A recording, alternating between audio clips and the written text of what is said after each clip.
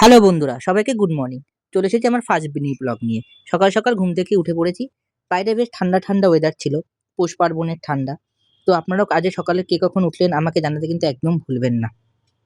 তারপর বেরিয়ে পড়লাম একটু ঠান্ডার মধ্যেই মুখটা ধুয়ে কোনো রকম ভাবে। আমাদের একটা ছোট্ট ব্যবসা আছে, সেটা হচ্ছে হোম ডেলিভারির। একজন সকালে অফিস যায়, তাকে তার সকালের টিফিনটা আমি গিয়ে পৌঁছে দিয়ে আসি। তো আজকেও ঠান্ডা ঠান্ডা পুকুর পাড় দিয়ে পৌঁছে গেলাম টিফিন দিতে। তো আপনারাও দেখে নিন রাস্তাটা কি সুন্দর, আর সামনে একটা পুকুর আছে। এই রাস্তাটা খুব সুন্দর, আমার তো যেতে খুব ভাল লাগে। তারপর বাড়িতে এসে চলে গেলাম সোজা স্নান করতে। তো আমি ব্রাশ করে নিলাম, এদিকে একটু গরম জলের ব্যবস্থা করেছিলাম। তো এখানে বেশ কল থেকে গরম জলও পড়ছিল। বাট আমি কিন্তু রোজ স্নান করি না। আপনারা কি ভাবলেন আমি রোজ স্নান করি? না। আজ যে পৌষ সংক্রান্তি, তাই ঘরের লোক আমাকে জোর করে স্নান করালো। এবার যদি জোর করে আমাকে বিয়েটা দিয়ে দিত, কত ভালো হতো। আমি ওইদিকে স্নান করে নিলাম। আপনারা মনে রাখবেন, কবি কিন্তু বলেছেন স্নান করাটা মেন নয়, মেন হচ্ছে মনটা পবিত্র রাখা। শরীর তো একটা কারণ মাত্র। তো চলে গেলাম ছাদে রৌদ্র খেতে।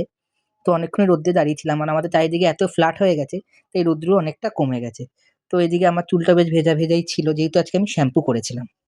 তারপরে ভাবছিলাম কি একটা যেন আমি করব, কি যেন একটা কাজ করব। তো মনে পড়লো আমার তো একজনকে নারায়ণ পুজোর একটা ফদ্দ দেওয়ার ছিল। তো আমি চলে গেলাম তার বাড়িতে ফদ্দ দিতে। তো এখানে ফদ্দ দিতে চলে এলাম। সে আমাকে বলল, "দাঁড়া, তুই বাড়ি যাবি না।" বলে সে আমাকে একটু ডিম টোস্ট খাইয়ে দিল।